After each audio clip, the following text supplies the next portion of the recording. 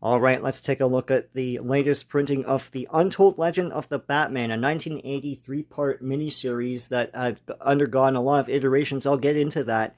I'm very excited for this because I grew up on this story as a little tiny paperback that I read the living crap out of. And now it's come back as a treasury-sized, limited collector's edition, which it never was before, and that's another exciting thing about this. So let's talk about this. So as I go through this, I'll go through the history of this story, which is interesting in and of itself. So Untold Legend of the Batman. This was a three-part miniseries that came out in 1980. Here it's reproduced as a limited collector's edition. I'll get more into that later. This has a table of contents like the old limited collector's editions. This was never a limited collector's edition format before, so I find that exciting. The three-issue miniseries came out in 1980. Basically, a soup to nuts origin of Batman in this sort of like mystery thriller framing. So Batman gets a package, and the package is his dad's torn up bat suit from when he wasn't exactly a crime fighter, but he did wear this at a costume party and defeat a criminal there. And this was written by Len Wein, and John Byrne and Jim Aparo were artists. Pretty cool stuff. Batman's wondering who stole the costume and is threatening him. This is only the beginning, Batman. Before I'm done, I will destroy you. So lots of great blue and gray classic Batman here.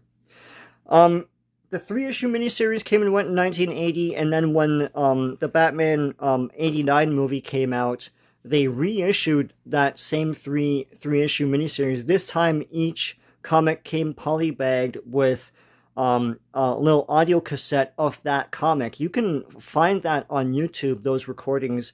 They're a lot of fun to listen to and read through. Pretty neat enhancement there. Pretty cool premium. So here is his father fighting crime and everything. And so came that fateful night where Bruce Wayne's parents were killed in an alleyway. And then he's mourning the loss of his parents. So around the time of the 1989 Batman movie, yes, they released it with those audio recordings. They also had a tiny red cover. I think the red cover was from the second issue, or maybe it's the third issue. I can't remember. We'll find out at the end of this. And that was a paperback where the interiors were all black and white. That's the one I bought. I bought that at a book sale at school, actually, but it was actually initially offered as a Kellogg's premium. You mailed in proofs of purchase and got this thing. So that's another iteration of this.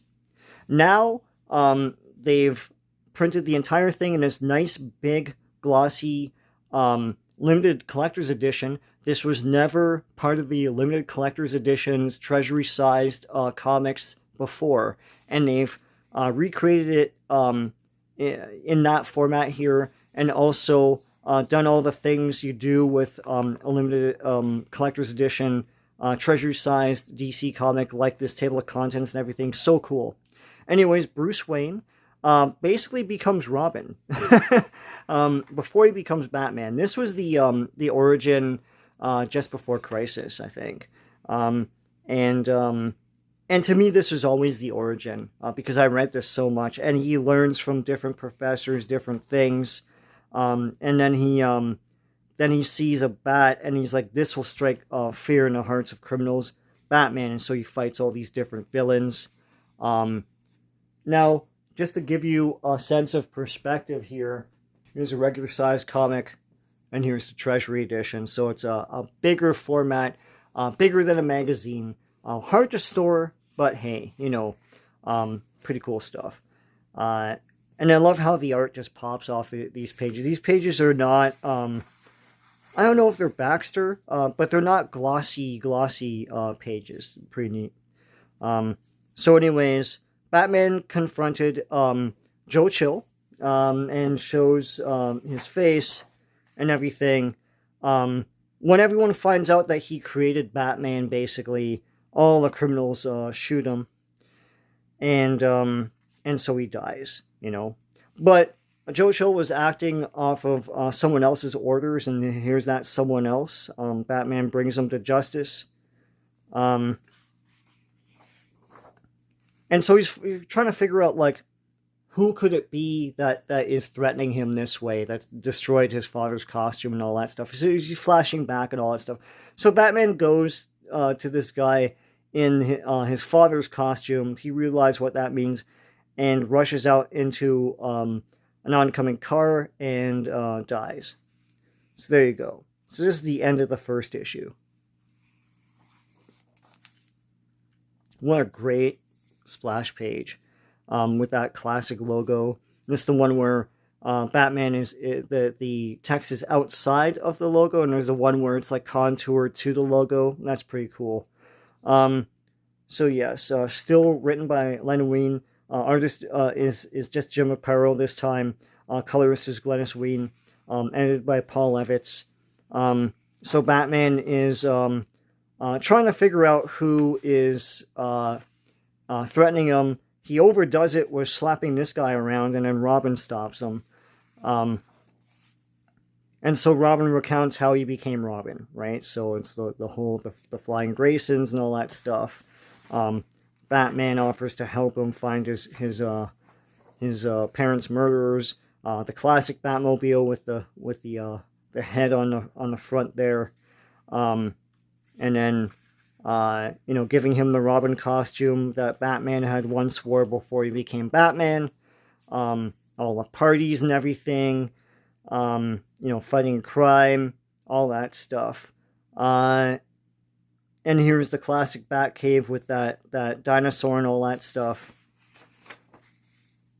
And here, Alfred recounts how he came to know the Graysons and everything. And he fought in World War II and all that stuff. And his father wanted him to carry on the family tradition of servitude for some reason. So Alfred becomes the Wayne servant. And he's a servant for a bit, but like one day he discovers the Batcave and he sees that Bruce Wayne, his health is in jeopardy here. And Robin's like, please help us. So now he knows that they're Batman and Robin. So now he serves Batman. He dusts off the dinosaur and everything. Pretty cool. So Batman's puzzled. He's like, who is it that's threatening me? And he lays out all these pictures. Now, a lot of these guys are classic villains. Joker, even Killer Moth, the Tweedledum Tweedledee. Black Spider doesn't really get a lot of shine. Ra's al Ghul, Gentleman Ghost, Scarecrow, Riddler's back there. So there you go. Then he goes through the origins of some of these guys, of course.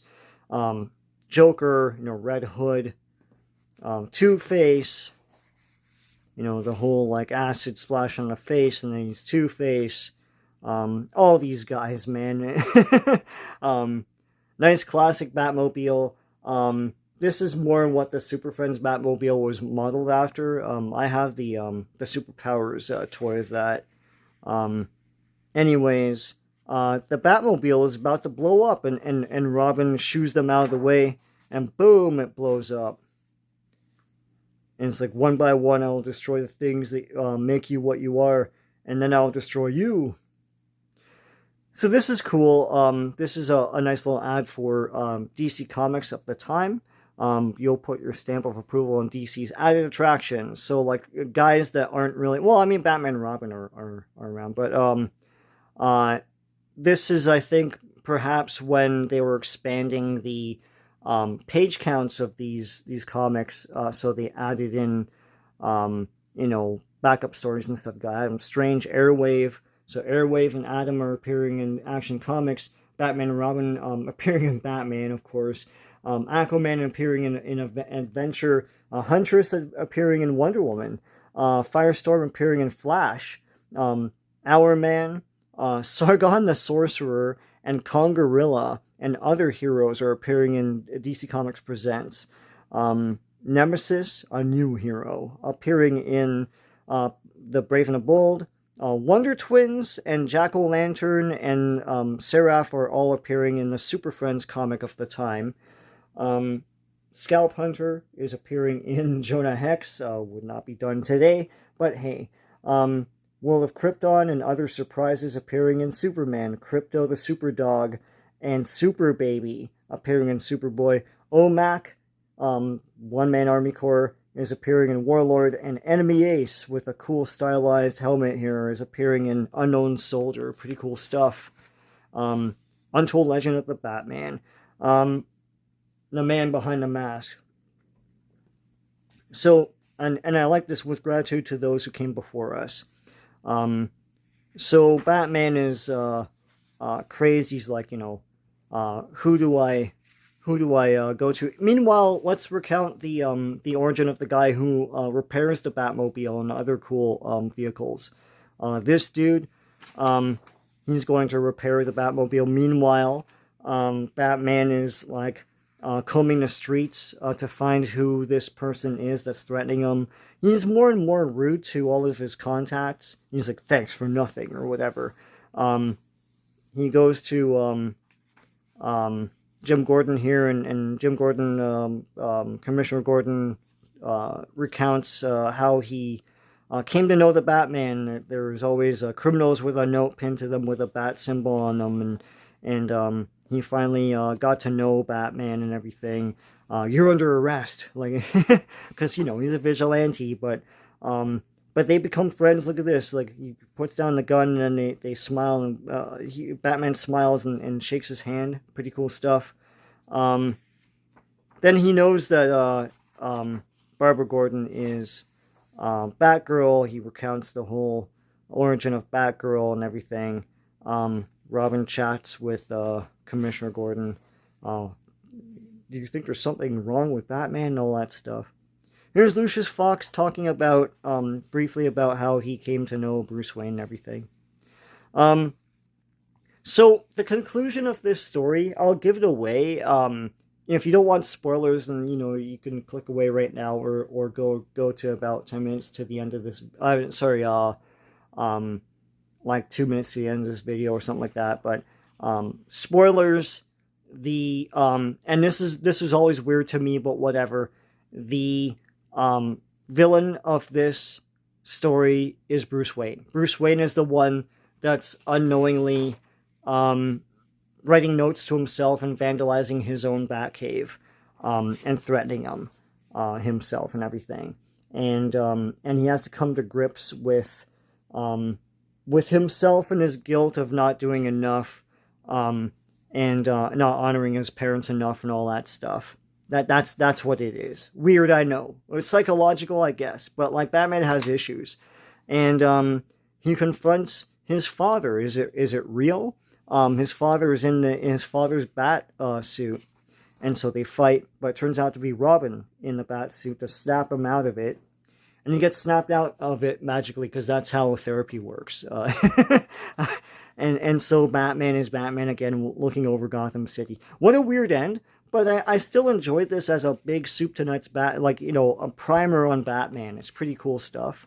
Here's the secrets of the Batman. So this stuff was not in the paperback I had. I don't know if it was in some of the issues, the original issues. This is some of the highlights of the Batcave and stuff about Batman, etc. And here's more. Here's all the stuff that's in his utility belt. Here's the Batplane, Batcopter. There you go. I guess the plane is like a Harrier. It can hover up and down. Here's a feature page of Jor Orlando. Here's the Answer Man page and everything. So if this were a limited collector's edition, like a treasury-sized thing of the past, it would have these things. Here's the cover gallery. Here's issue 1. This book will tell us everything we need to know to defeat the Batman. It would, actually. So this was the issue 3. This was the cover of the paperback I had. This is issue 2, and this is the cover of this edition. I'm sure there are other covers. And here's an ad for Superman vs. Muhammad Ali, which came out in like 78 or something, so it wouldn't really be in something that came out post 1980, but who knows. And coming this summer, the Untold epic of World War II revealed at last, like Superman vs. Wonder Woman, which was another Treasury-sized DC Special Collector's Edition. And here is another ad from the time. And as I say, like, you could correct me if I'm wrong, I don't think this was ever an official DC Collector's Edition, like a Treasury-sized format book. This is the first time, and if that's so, that's exciting, because they could do that for other smaller DC miniseries. It would be pretty cool to get them in this format with those ads and everything as well. Pretty cool stuff. I thought this is exciting. This is the best thing I got this week. Pretty cool stuff. If you like what you saw, please give a like to this video. Please subscribe to this channel if you haven't already. Lots of great comic book stuff on here. So until next time, take care.